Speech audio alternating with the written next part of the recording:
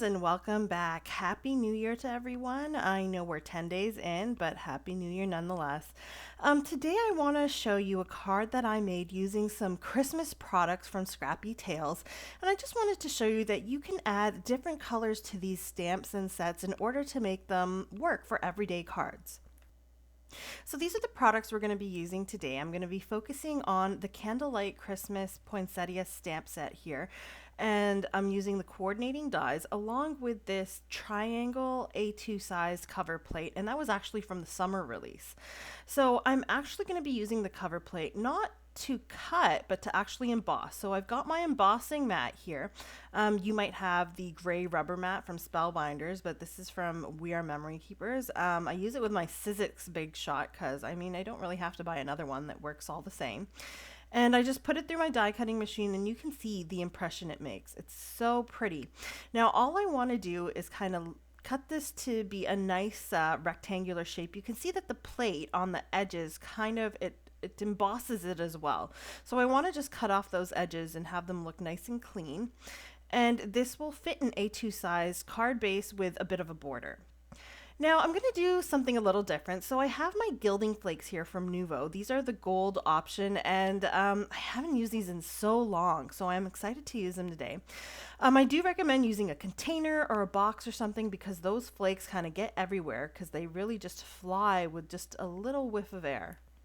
And I'm just going to be using some glue. I'm using some Creative Expressions Cosmic glue here, and you can use any type of glue. This is just what was on my table. I'm adding it to the edges, and then I'm kind of just spreading it out with my brush a bit. It's important to make sure that you're not adding globs of glue. Make sure that you spread it out a little, allow it to become tacky, and once it's tacky, that's the perfect time to add your gilding flakes. So I really didn't wait too long. Just the time that it took me to put the glue around the edges was enough time for it to become tacky. And actually some of the glue that was a little bit thinner dried a bit, so I did add a bit more and add more gilding flakes in the end. So all I'm doing is I'm taking the flakes, and you can see that that pot is really, it's full, it's packed full, and I don't need that much of the foil. So I'm taking it, I'm covering the entire glued portion of that panel. I'll close my flakes because I've had issues where it's fallen over and that's a huge mess. You don't want to deal with that. So do cover that up when you're done with it. And then all I did was I used my finger to burnish off a bit, and then I grabbed this soft brush, and all I'm doing is brushing off all the excess flakes here. So I'm just gonna get off all the extra little bits of the gilding flakes there, and once I've got it how I like it, I'm pretty much done with that panel, and I'll set it aside to fully dry. So let's move on to the stamp set. So all I'm doing is I'm grabbing the poinsettias here. So there's about 5 poinsettias in this set. I don't really need too much more, and the rest of it is pretty much Christmas themed, so I'll just leave that. I'll go ahead and stamp this out with my Memento Tuxedo Black ink because I'm doing some Copic coloring, and the Memento Black is Copic coloring safe. And I did actually stamp this out a couple times just to get a nice defined line. Now I'm starting off with BV02, BV00, and V17. And these are some nice purples. So I'm going with purples and then like powder blues. And then I'm making the leaves a teal tone to go with the teal background that we worked on earlier. So I'm not doing anything fancy. I'm just doing some typical flicking in order to color in the leaves. I'll start with the darkest color in the center, medium to light, and then I'll go back with the dark to maybe darken it a bit. Now I'm just going to show you a couple of the flowers for the coloring here because I don't really want to bore you with too much coloring.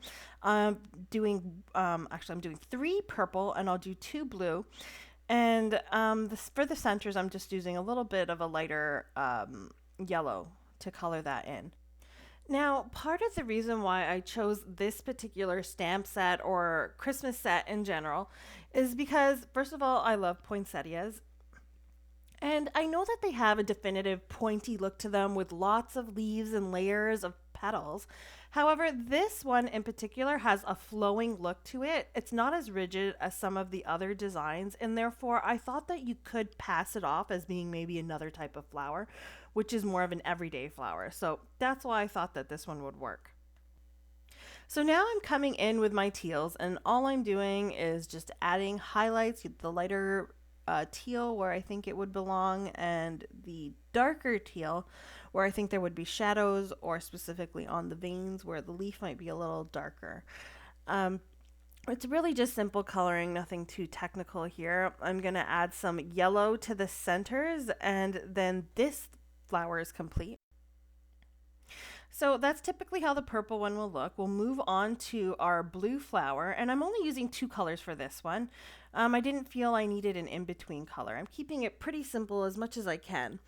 And I'm just coloring it in the exact same way that I did the purple flower.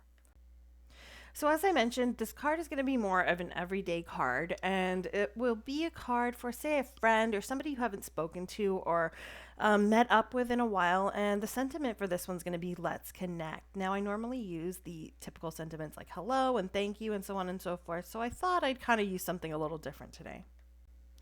Now, through the magic of YouTube, I've colored in all of those flowers there, and all I have to do now is line up my dies and cut this out with my die cutting machine. So let's go ahead and get all of those cut, and you'll see that they come out very nicely. The cut is very clean, and you can see with that little border on the edge, they just look very pretty.